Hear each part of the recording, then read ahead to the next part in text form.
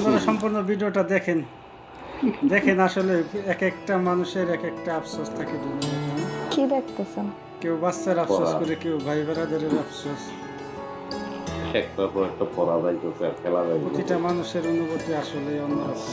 সব কি খালি পড়া দিয়ে আইতেছেন? পৃথিবীর সিঁড়ি আইতেছেন? সবার সিঁড়ির বিল নাই, আমি তো এক এক চাই জনের পড়া। এক এক ধরনের অনুভূতি হয়।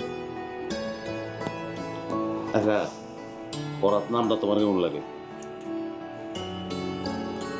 নাম তো সবগুলোই ভালো, কিন্তু আপনি যে নাম দাম সব এখনই ঠিক করে ফেলাইতেছেন, এটা কি ভালো হইতেছে? খারাপ হলো নিয়ে যাও। ঠিক আছে, আমি তো পড়া দিচ্ছি।